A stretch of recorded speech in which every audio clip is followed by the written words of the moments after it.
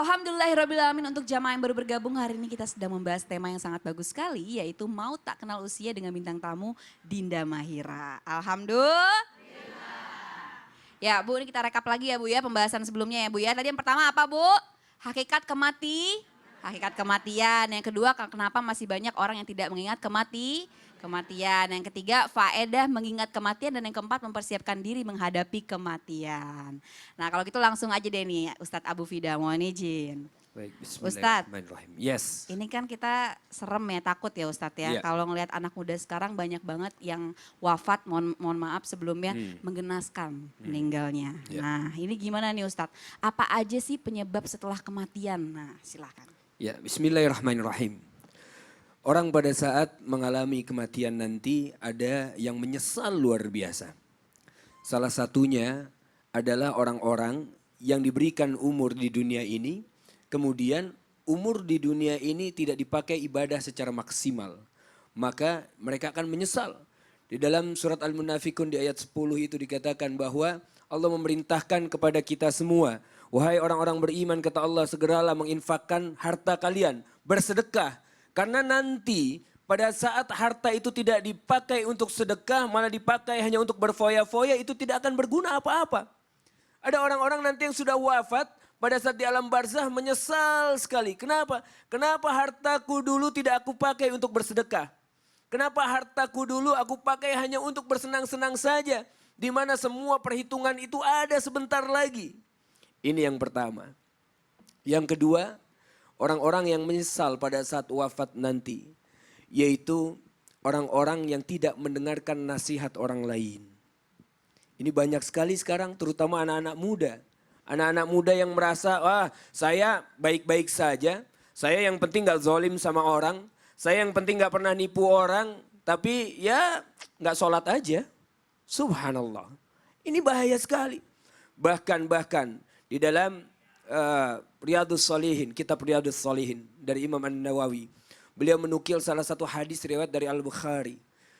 Di bab ke-12 beliau menulis tentang suatu atau sabda Rasulullah SAW. Atau kama qala bima ma'na. Bahwa ada hamba-hamba Allah. Barang siapa yang nanti sudah mencapai usia 40 tahun. Namun di usia tersebut dia belum membawa amal yang cukup di hadapan Allah Subhanahu wa taala, maka celakalah dia. Dan bahkan Allah tidak akan menegur seorang hamba pada saat apa? Sudah dipanjangkan umurnya hatta yablugha sittina sanatan, sampai 60 tahun dia belum membawa amal ibadah yang cukup, maka Allah tidak akan tegur dia walaupun dia mengaku bahwa dirinya adalah orang beriman, walaupun muslim. Dan hukuman bagi orang-orang yang seperti ini akan dibenamkan di neraka yang paling dalam. Sampai mereka berteriak-teriak di dalamnya. Ada di dalam surat Fatir di ayat ke-37 itu. وَهُمْ يَسْتَرِخُونَ فِيهَا dan mereka berteriak-teriak di dalamnya. Apa yang mereka teriakan? Rabbana akhrijna na'mal salihah ghairal ladzi kunna na'mal. Ya Allah, keluarkan kami di sini. Kami berjanji gak mau berbuat amal buruk seperti yang lalu-lalu. Keluarkan ya Allah. Apa kemudian kata Allah? Awalam nu'ammirkum. Bukankah sudah aku panjangkan umurmu? Mayat tadzakkaru fihi man tazakkar. Sementara di umur kamu yang panjang itu kamu gak berpikir. Ada orang-orang yang umurnya sama sudah berpikir. Waja'akumun nadhir. Dan sudah ada orang yang memberikan peringatan kepada kalian. Kok gak berpikir kata Allah? Ayahanda bunda, kalau kita nonton misalnya atau melihat hafiz cilik itu. Hafiz Quran. Mohon maaf, 6 tahun hafal 6 juz. 10 tahun 30 juz. Kita 40 tahun, 60 tahun berapa juz? Nonton acara itu nangis. Oh Masya Allah, ini luar biasa anak-anak selesai. Nangis bangga. Selesai acara, nangisnya selesai. Nggak ngambil Quran juga. Nah mau berapa orang yang dihadirkan kepada kita untuk memberikan peringatan. Dan yang ketiga yang terakhir adalah orang-orang yang tidak menegakkan sholat. Maka kelak akan menyesal. pada saat sudah wafat. Nauzubillah. Ustaz, berarti ini salah Baik. satu penyesalan ketika orang-orang nanti meninggal nanti, orang-orang Betul. tidak mau mendengarkan nasihat dari orang lain Salah ya Ustaz. satunya itu, Nah itu Ahsan. yang sekarang lagi semarak banget itu ya Masya Ustaz Allah, ya. betul, betul sekali. Jadi diingetin malah Subhanallah. balik marah. Betul, Nah, itu. balik-balik seperti itu. Nauzubillah min zalik. Ya, ini langsung aja Ustadz Abu Fida tetap di tengah bersama Baik. saya karena saat ini kita sudah tersambung dengan satu penelpon. Mohon izin Ustadz Ya. Maulana dan juga Umi Maki. Ya. Assalamualaikum.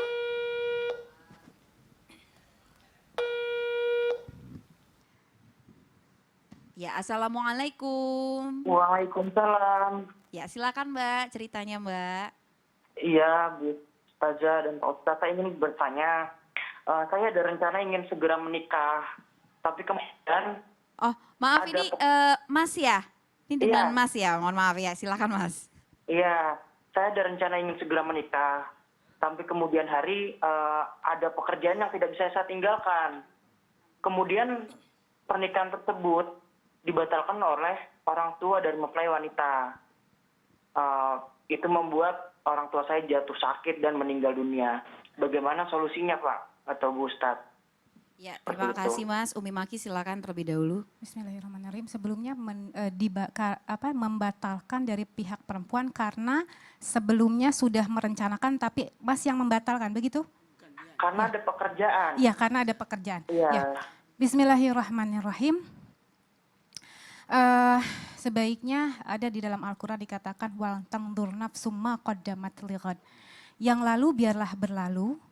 Jadikan apa yang telah kita lakukan adalah pelajaran bagi kita. Kemudian yang kedua, ikutilah seperti yang dilakukan oleh Imam Ali. Imam Ali ketika ada seseorang yang menyakiti dirinya, beliau tidak langsung menyalahkan orang itu. Apa yang dilakukan oleh Imam Ali? Imam Ali langsung introspeksi diri. Bisa jadi orang itu menyakiti dirinya karena diri sendiri telah menyinggung perasaannya. Punten sedikit saya ingin umpamakan. Misalnya kita punya pekarangan. Di dalam satu pekarangan kita tulis dilarang membuang sampah sembarangan. Atau buanglah sampah pada tempatnya. Kita sudah tulis jelas-jelas, tiba-tiba ada orang yang membuang sampah sembarangan. Kira-kira siapa yang salah?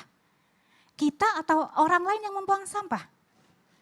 Orang lain, baik. Apakah ibu sudah menyiapkan tempat sampah ketika ibu memerintahkan untuk membuang sampah pada tempatnya?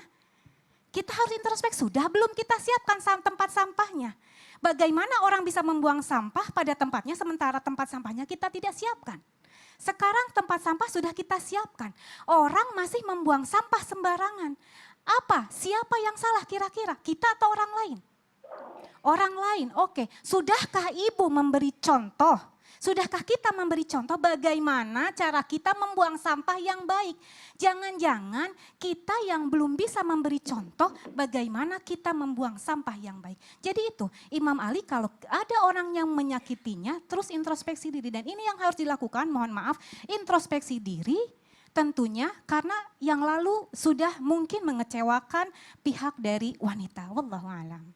Ya, terima kasih Umi Maki. Sami-sami. Ustadz Abu Fida silakan. Ya, bismillahirrahmanirrahim. Dalam Al-Quran Allah berfirman juga, wa asa an takrahu syai'a wa huwa khairul lakum. Bahwa ada hal-hal yang menurut kita nih kok kayaknya buruk banget buat kita. Kok ini kok kayaknya musibah bagi kita. Tapi ternyata mungkin itu yang terbaik menurut Allah Subhanahu wa taala. Oleh karena itu beristighfar, perbanyak istighfar, perbanyak merenung introspeksi diri. Kenapa ini bisa terjadi? Apakah ini pertanda dari Allah ataukah kita hanya ingin mengikuti syahwat kita? Pokoknya harus dia, harus dia, harus dia. Sementara Allah sudah banyak memberikan tanda-tanda bahwa jangan dia, bukan untukmu.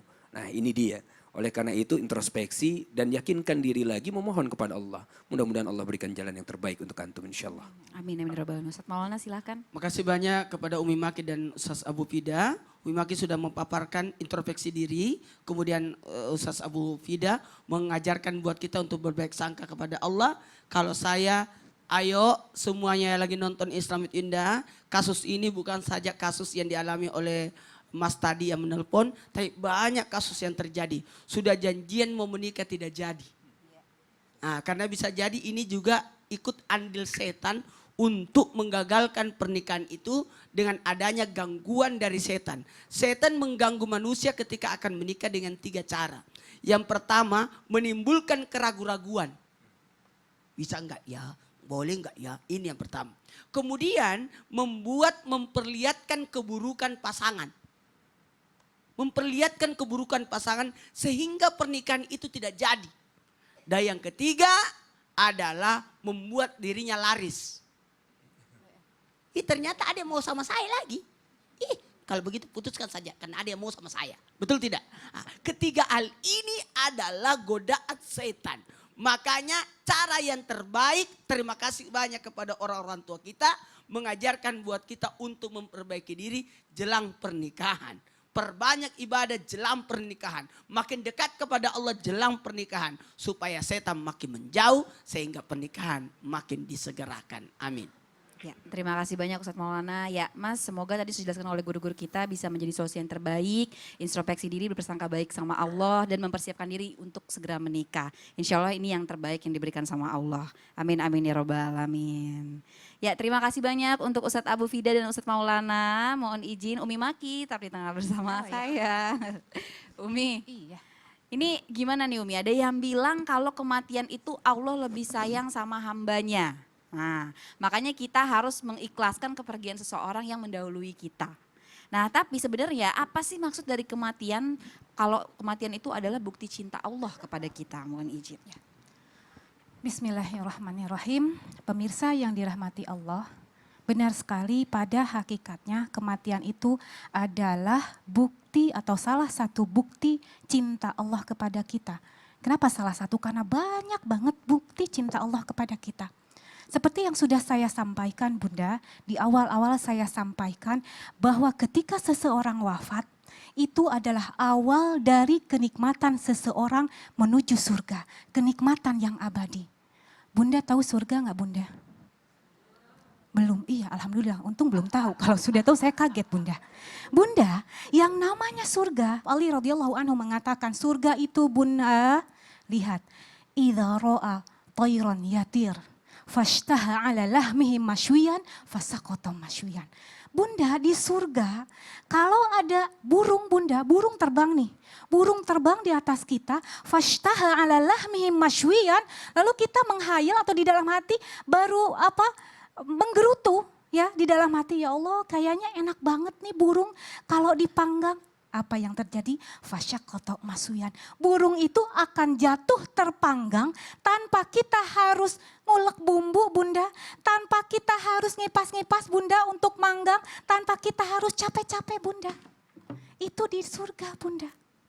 Sementara di dunia Bunda.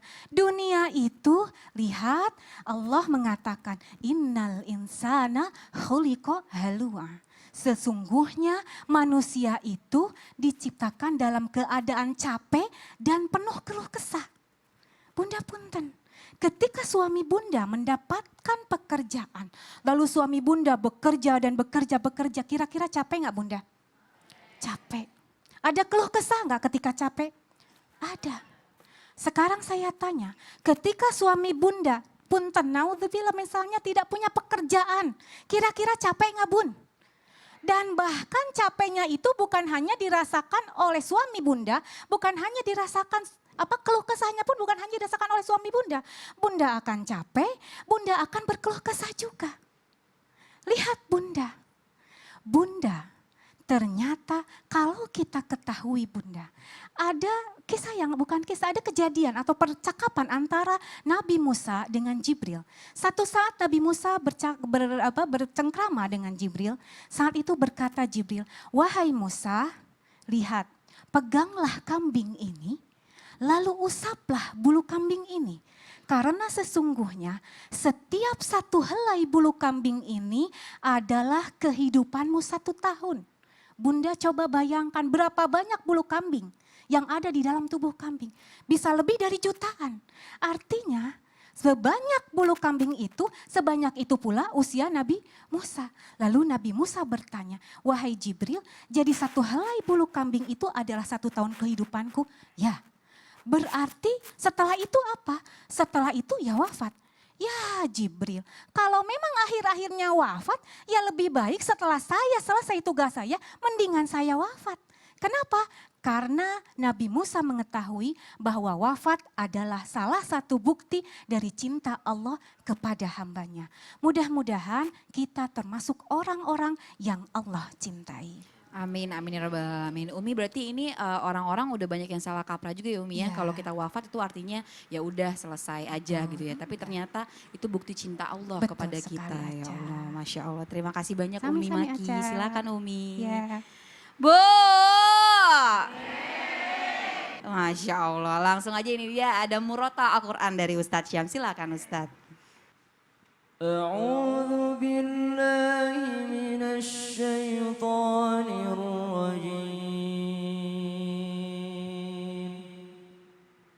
بسم الله الرحمن الرحيم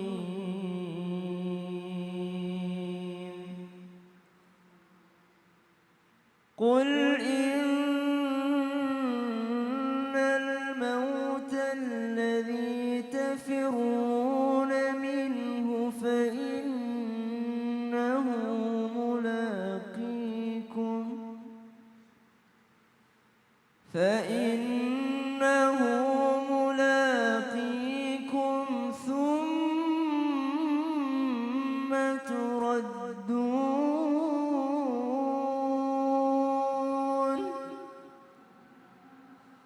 ثم تردون إلى عالم الغيب والشهادة فينبئكم بما كنتم تعلمون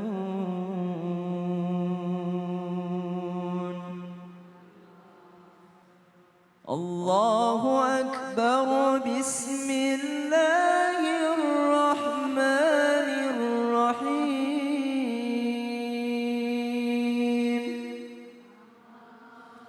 كل نفس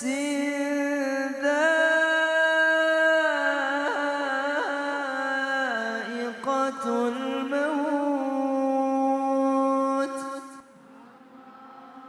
ونبلوكم بالشر والخير فتنة وإلينا ترجعون.